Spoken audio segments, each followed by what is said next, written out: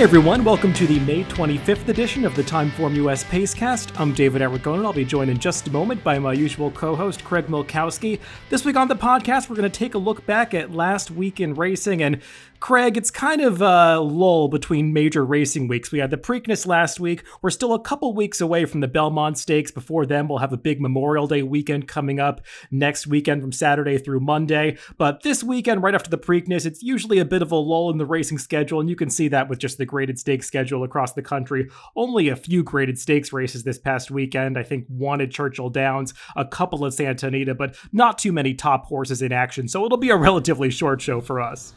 Yeah, I mean, there were some solid performances to talk about, but yeah, it's one of these lulls in the schedule, as you say, and but there's always some interesting horses, some races. Maybe they're not running 125 TimeformUS speed figures, but maybe we'll talk about a couple that could someday down the line. We'll see. You mentioned Memorial Day weekend. I'm actually really looking forward to that. Haven't been to live racing in a little while, and I'm going to get to go to Lone Star Park for the Sexton Mile card there on Memorial Day. And the PPs are already out, and it drew a heck of a field, so I'm looking forward to that one for the upcoming week. Yeah, I'm looking forward to it too. I'm actually planning to make a trip out to Belmont this weekend, which I haven't done since 2019. I didn't go at all during the pandemic year last year, so it'll be good to get back to those New York treks. I miss Belmont Park for sure, so I'll be looking forward to getting back there this weekend. Let's, though, start things off by recapping some races from Churchill Downs. They did run one of the graded stakes races that we saw last weekend. That was the Grade 3 winning colors, going 6 furlongs on the dirt for the fillies and mares. This was supposed to be a showdown between Sconsin and Frank's Rocket, the two heavy favorites in the wagering, though one of them didn't really show up, as it was Sconsin who just dominated this affair. Got an honest pace to close into, but she just slammed the door on this field when they came past the 8th pole and won quite easily in the end. Yeah, I will be honest. This was a race when I watched it visually. I was expecting kind of a big breakout figure race from Sconsin, but it just wasn't to be. She only got a 108 TimeformUS speed figure. Now, admittedly, closers, it's kind of hard to just judge them on speed figures alone because they're always at the mercy of the pace. And the pace was just moderate in here, and she won easily enough. So I'm not going to knock her too much for that 108.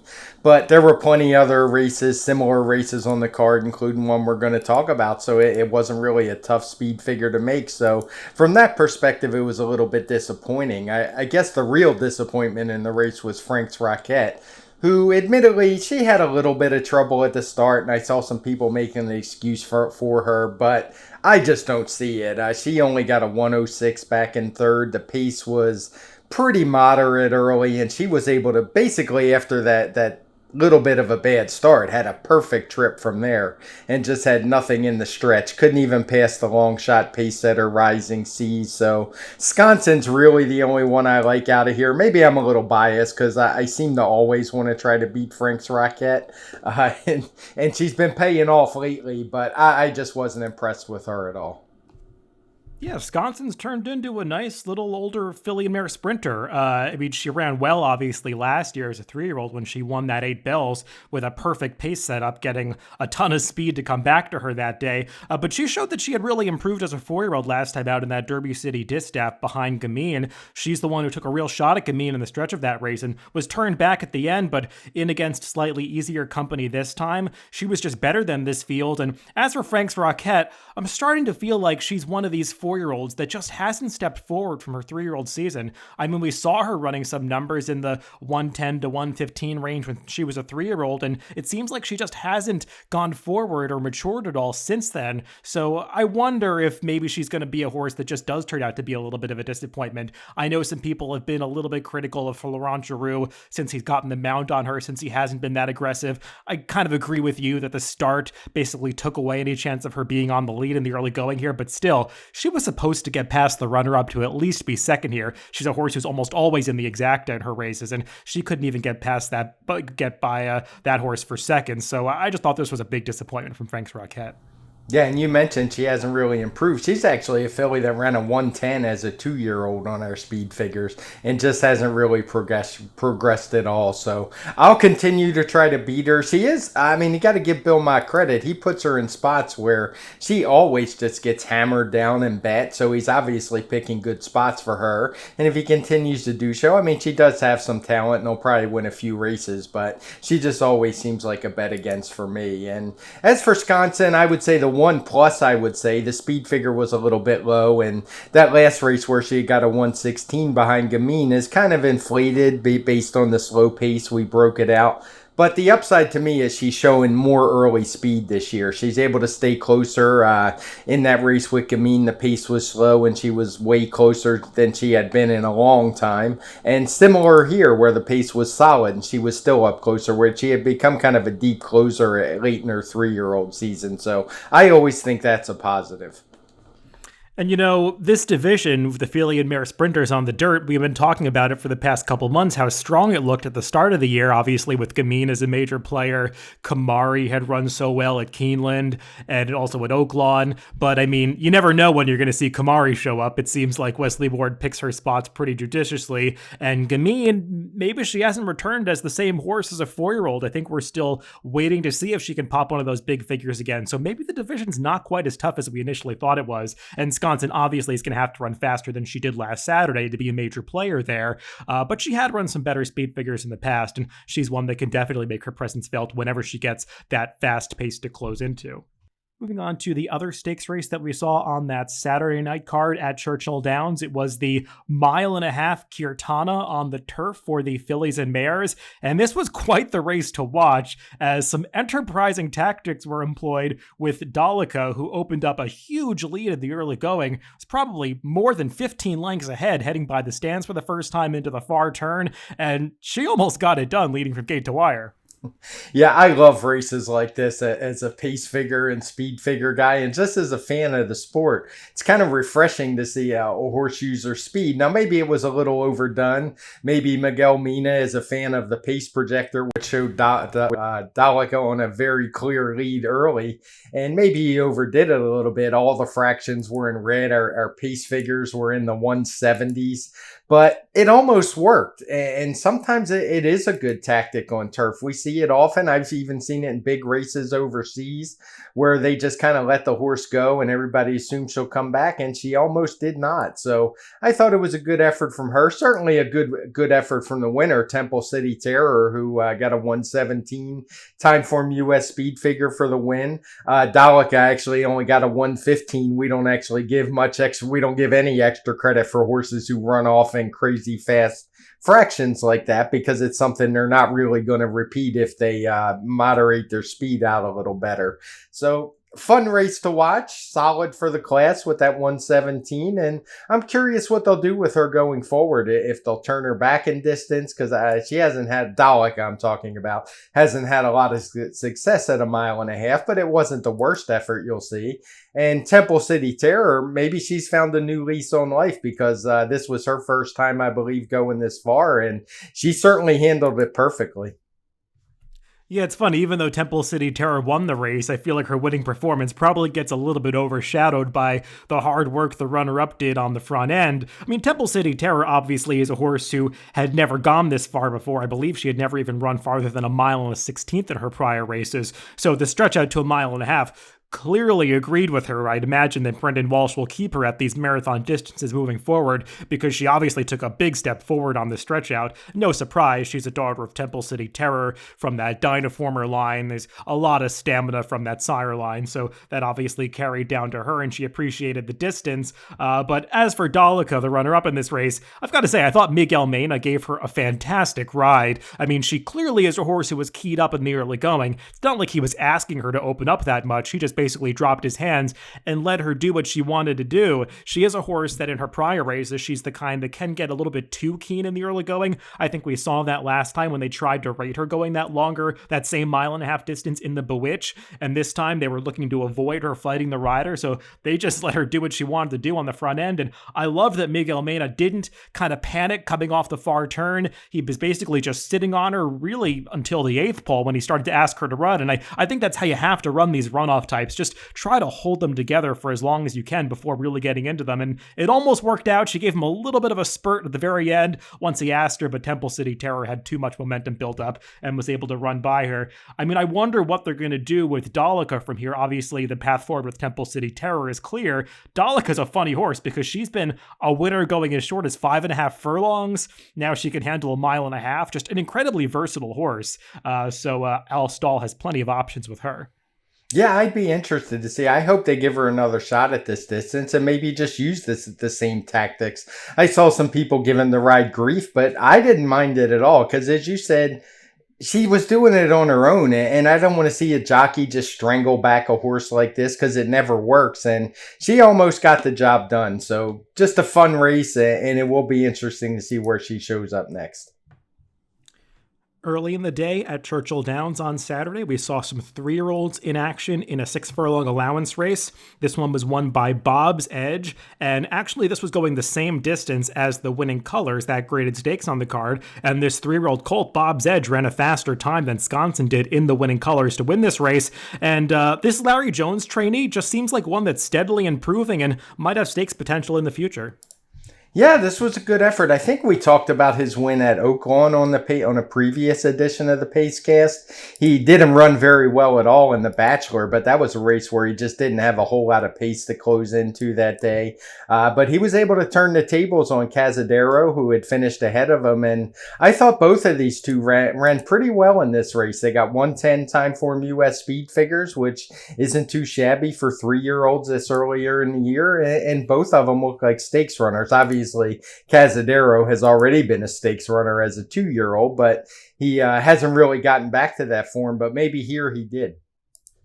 Yeah, I thought Bob's Edge put in a nice finish to run down Cazadero, but I agree with you. Both of these horses ran well. Cazadero is one that had some questions coming into this race because it looked like maybe he hadn't gone on developing since he was so good early in his 2-year-old season, I should say. Running back in May and June, he had been so impressive and then had kind of fallen apart after that. So it was good to see him get back to a better speed figure here, actually the best of his career. And Bob's Edge just ran him down fair and square. It's not like he had a big pace advantage here, as they went, I believe, a little slower in the early going than the fillies and mares did in the Winning Colors, but still, Bob's Edge was able to wear that one down, and he's going to have to do better if he's ultimately competitive in graded stakes company, but the way that he's been progressing steadily for Larry Jones, I'd imagine that there's the potential he could move forward again, and his 1:14 final time rating for this race is actually pretty strong for a 3-year-old. Yeah, it is. It got knocked down a little because it was kind of slow early, the half mile we have in blue, but these guys were flying home, and he was able to run down a pretty good horse in Cazadero that wasn't stopping. Another allowance race from that Saturday night card at Churchill Downs was one for the older horses going the 1-turn mile on the dirt. This one was won on the front end by Empty Tomb for Mike Maker and Tyler Gaffalione, a horse who got to the front end, saved ground the entire way, and that might have made the difference in the end because he just fended off all challengers in the lane. Yeah, it was a good effort from him, a 1:15 TimeformUS speed figure, something we haven't seen from him in a while. He had run some pretty good races back in New York, which I'm sure you probably remember, but visually, I would say this was his best race to date. He did benefit from tracking what was a pretty slow pace, but he really finished it off and was free at the wire. Nobody was making up an inch on him, including Mailman Money, a horse from the Derby Trail last year that we talked about a lot, who ran okay in second for a 1:13, but Empty Tomb was pretty solid in victory. Yeah, he's a horse that doesn't necessarily win that often, and he was coming off a bit of an uneven winter season, running well in a couple races at Aqueduct, having a debacle at Kentucky Turfway Park in the Kentucky Cup Classic when he just couldn't handle the synthetic surface there, but he looked like he got back on track last time in that pretty tough allowance race at Keeneland that we had actually talked about on the Pacecast, which was won by the comebacking South Bend, and Empty Tomb was a game runner-up that day, and it seemed like he parlayed that performance into another nice effort here, winning on the front end. Some horses that were trying to close perhaps were a little bit compromised by wide trips, particularly the third place finisher, Big Dreaming. But Big Dreaming is a horse that had put forth a really impressive dirt race at Keeneland last year as a 3-year-old, and he just didn't quite get back to it here, coming out second off the layoff after getting a turf race into him. He was a little disappointing as the favorite, but Empty Tomb, a game performance and victory. Yeah, and I hope they do keep him on dirt because I was actually scrolling through his past performances, and he's hit triple digits in all but three races in his 18 career race, and those are his debut, his lone try on turf, and his lone try on synthetic, and those two were just terrible efforts. So he's clearly a dirt horse, and when he gets that surface, he is as consistent as they come. One more race to talk about from Churchill Downs, which took place on Sunday. That was the second race of the day, a starter allowance won by Colonel's Dark Temper, going a mile and a 16th on the dirt.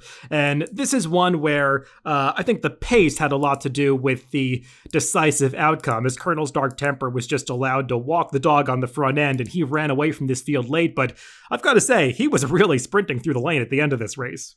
Yeah, he was. And as you mentioned, every fraction is coded in blue. The opening quarter mile was only an 88 figure.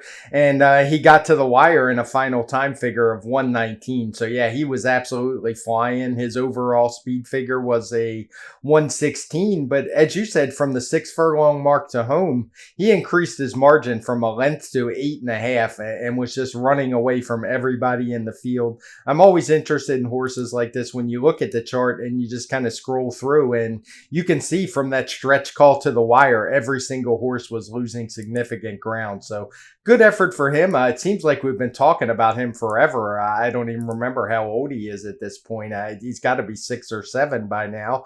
He's won some good races. If you scroll back through his career, I think he even won the West Virginia Derby as a 3-year-old. So always fun when they can stay sound like this. This was his first start for Joe Sharp, but he was coming off a 109 4-length win at Churchill in his last start. So he's clearly in top form. Yeah, he was actually the 2017 West Virginia Derby winner, so that makes him 7 years old now, so pretty far removed from that pinnacle of his career. But like you said, I mean, it seems like he's firing on all cylinders right now. First off, the claim for Joe Sharp. He is a horse who did get an ideal setup to win this race, but this effort actually reminds me a lot of when Art Collector won that allowance race at Churchill going the same distance last year. I don't know, there was some criticism of maybe him not being as good as the final time would have suggested because he sprinted home after setting some slow fractions. But in these dirt routes, it actually takes some ability to be able to come home as fast as these horses do, even after setting some moderate fractions. So, I mean, we saw what Art Collector did coming out of that race. I mean, obviously he was a 3-year-old with upside, but he continued to run back to that performance. And I wouldn't knock this one from Colonel's Dark Temper too much. He might just be back in top form for the new barn.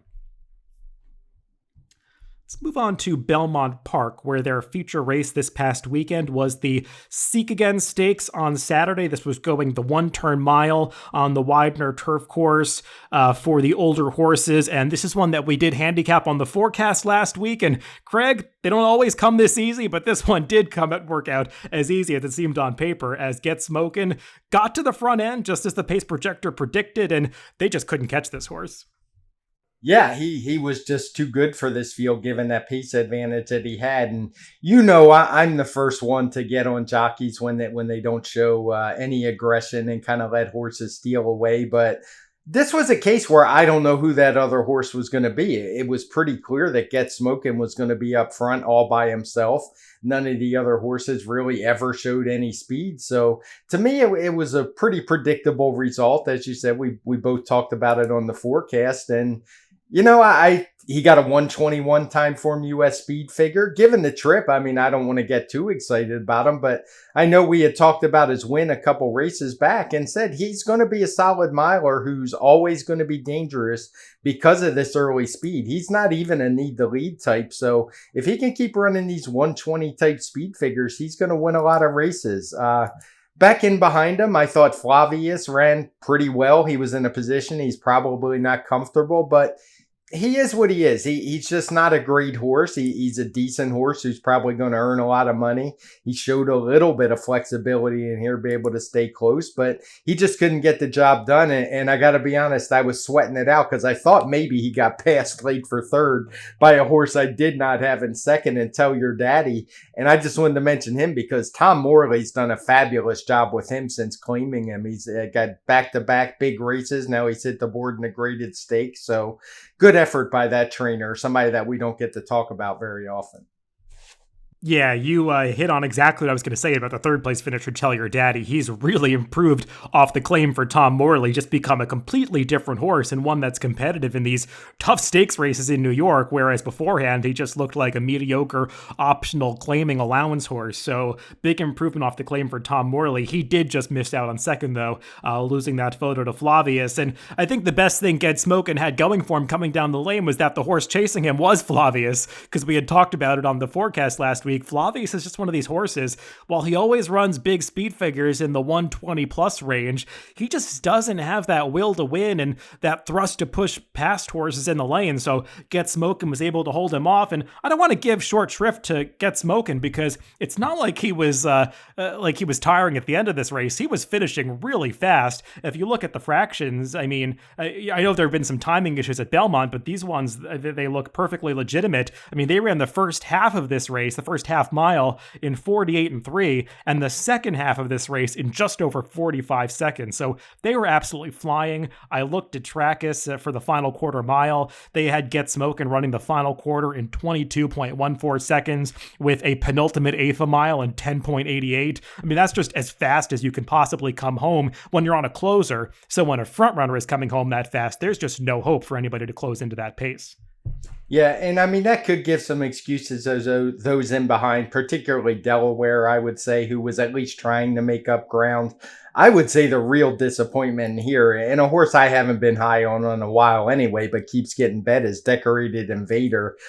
Based on this effort, he's one. He'll probably keep getting bet, and I'm just going to keep trying to beat him because he was actually losing ground at the finish. He wasn't very far off that pace, and just a total blah effort for me.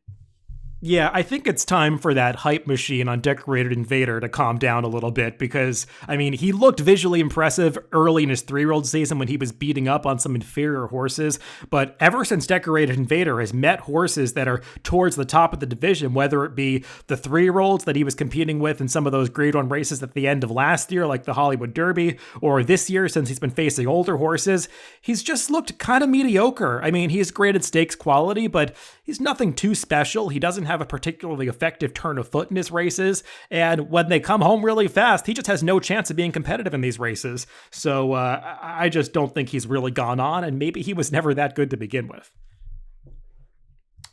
Moving on to another race from last week at Belmont Park, going all the way back to Thursday, the start of this week. Let's talk about an allowance race for the 3-year-old fillies that was won by the very promising Always Karina for Chad Brown. This filly is now 2 for 2 in her career, and she's won both of these races in extremely impressive fashion, particularly this race going a mile, where sure, she got to set a moderate pace up front, but she just ran away from this field like she has graded stakes in her future. Yeah, it would seem so. She got a 114 first time out when she won easily, and she stretched out to a mile and did it again. 112 speed figure. I'm not sure what that really means in this case. It was, as you say, a race on paper. She looked 10 lengths the best. She won by almost 10. And visually, it probably looked like she was 20 lengths better than this field. It just wasn't much in behind her. But she did what she had to do. All the fractions are coded in blue, obviously, but it was a good effort from her. Her final time figure of 117 is obviously really good and would put her right up there with the best 3-year-old fillies in the division. I am curious. I haven't had a chance to look. I see that we have it coded in bright red as a speed favoring day. As our Belmont guy, I'd like to hear your thoughts on that. I thought watching the races that day, and I haven't gone back and done too much replay work yet. I'm going to do that a little later today when I prepare my horses to watch segment this week. But when I was watching the races that day, it felt like maybe the rail was good. You did see some horses ride the rail the entire way and hold on, even after setting some fast paces. The one of the race going a mile on that card was a claiming race for older horses a little earlier in the day. I think the 5th race, and that one featured a much faster pace than the one that Always Karina set, but still, it was the same kind of merry-go-round race where nobody closed from the back of the pack, and even though the leader came home very slow, something like 27 and change for the final quarter, he still held on. So I mean, Maybe there was a slight rail bias, but I think you could also make the case that the best horses won those dirt races, so I'm not sure how strong I really think it was, and it's always tough to make these bias determinations at Belmont where half the card is turf races, or sometimes even more than half the card, and you only have 3 or 4 dirt races to base it off of, so I don't know if I'd go too far towards saying there was a definitive bias, but all that aside, I think it's pretty clear that Always Karina is a very talented 3-year-old filly.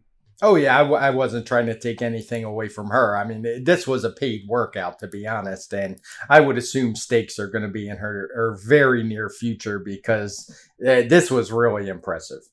Yeah, I think the logical next step for her is going to be the Mother Goose. The Acorn obviously is too quick, coming up on Belmont Stakes Day in just 2 weeks. But the Mother Goose, I think, is another 3 weeks after that and going a mile and a 16th these days. So that seems like a perfect stepping stone for her if she's going to compete against some top company later in the summer at Saratoga. Let's move on to Santa Anita, where they did run a couple of graded stakes this past weekend, topped by the Grade 2 Santa Maria on Saturday, going a mile and the 16th on the dirt for the older fillies and mares, and the Bob Baffert trained As Time Goes By, who is cementing herself as a force in this older female division. She did get it done as the heavy favorite, but boy, she had to work a lot harder than it looked like she would on paper, as this T, a long shot in this race, really made it look like she might have upset the favorite coming to the wire. When I watched this in real time, I thought that this T had gotten up, but you could see on the slow-mo that As Time Goes By had her nose down at just the right moment to bail out the chalk players, but this was a pretty exciting race.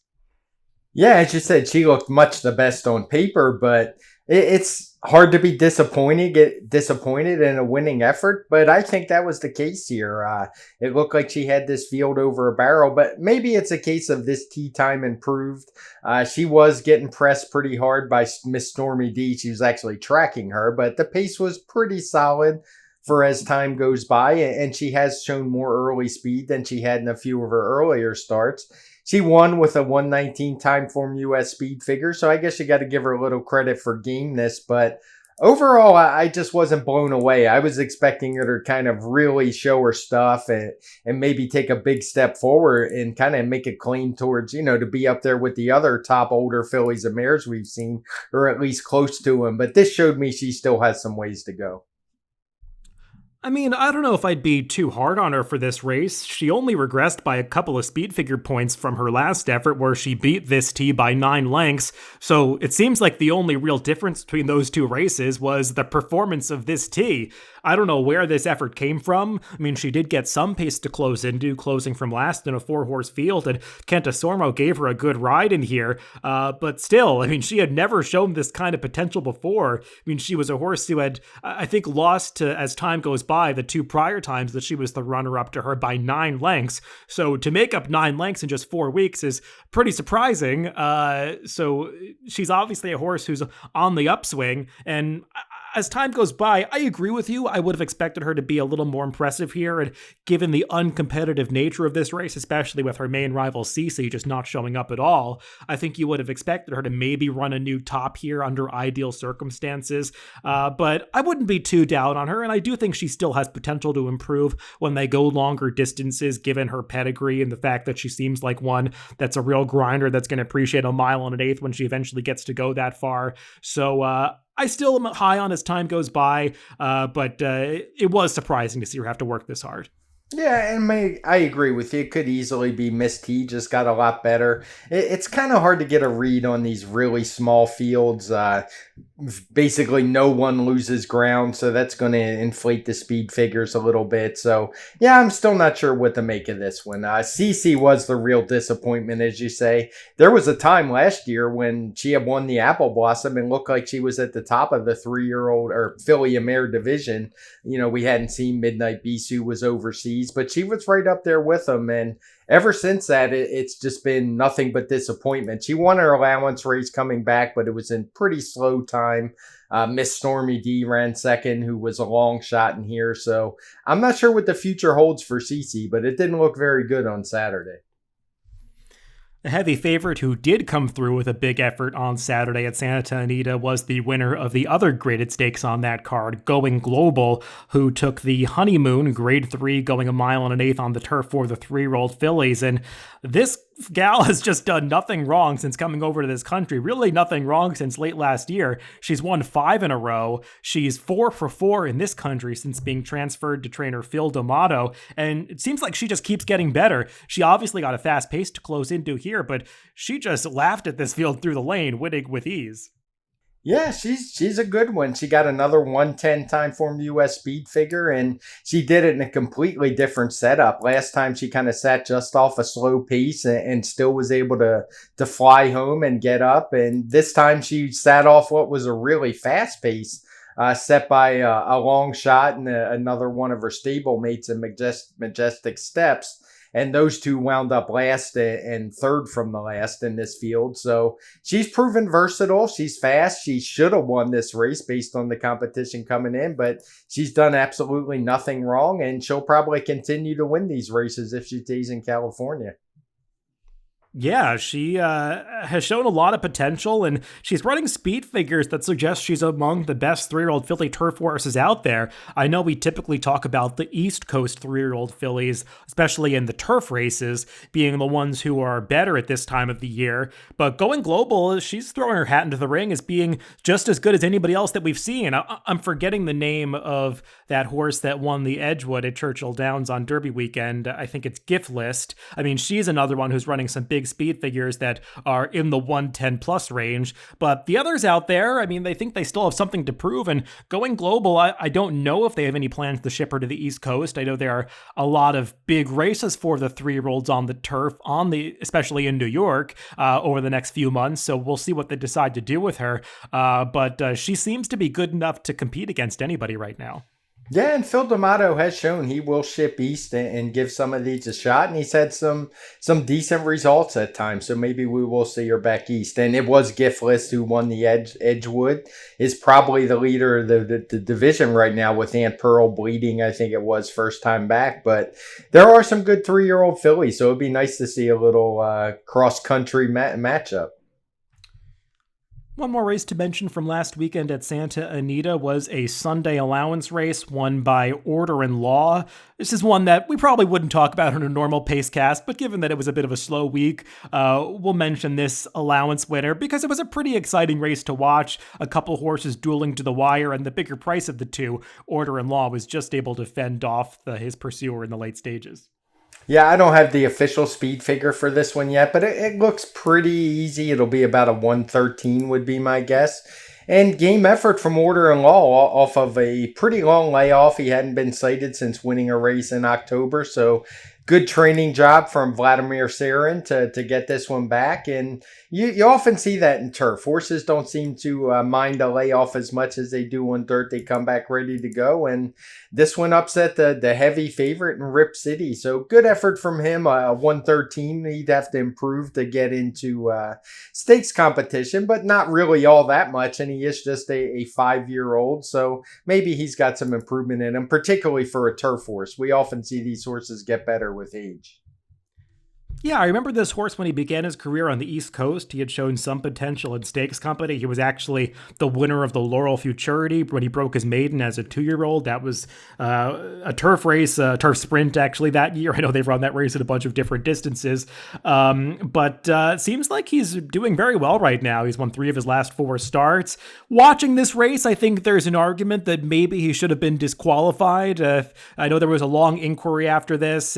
There was quite a bit of hurting going on through the stretch here, only a little bit of contact, and I think that's why the stewards ultimately left it up. But given the very narrow margin of victory, I think it's one of those calls that arguably could have gone either way. But Order and Law kept the win, and Rip City, he always runs a good race. I think he's been in the exactum in a long string of starts, but he just had to settle for second here.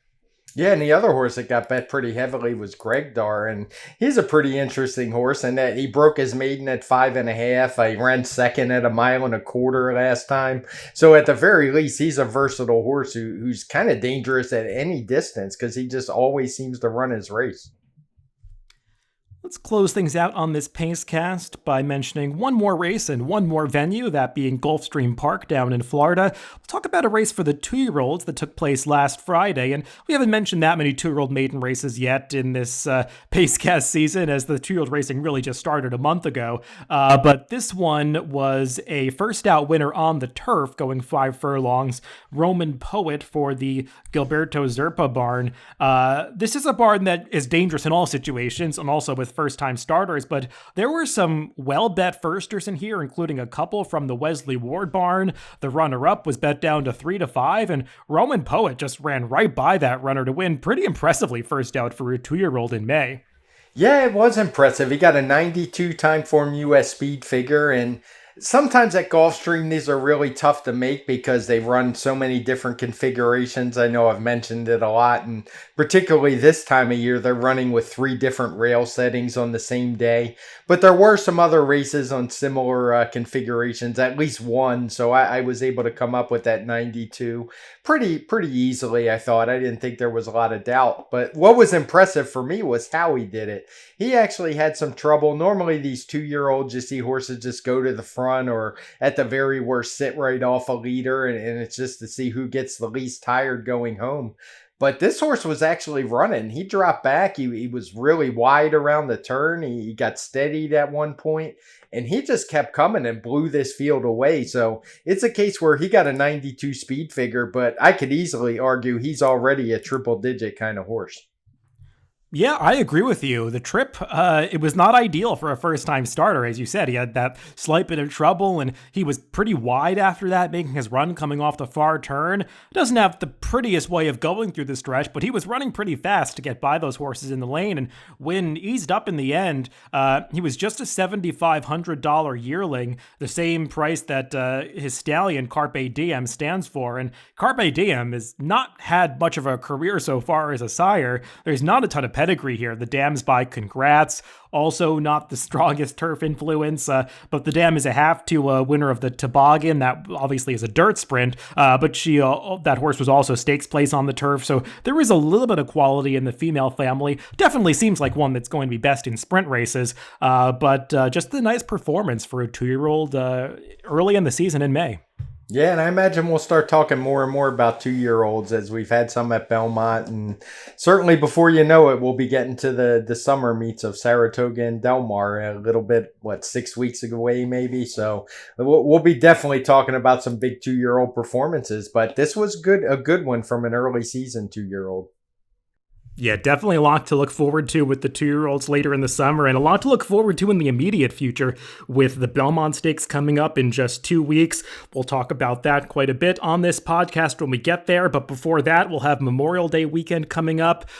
We will probably discuss some of the Saturday racing on Memorial Day weekend when we do the TimeformUS forecast later this week, and we'll be recording that on Friday morning, so look for that coming out later in the week. Remember that you can always listen to these podcasts on DRF.com, Apple Podcasts, Spotify, and YouTube, wherever you get your podcast. Just make sure to subscribe to the Daily Racing Form channel. So thanks for tuning in to the TimeformUS Pacecast this week, and stay tuned for the TimeformUS forecast on Friday.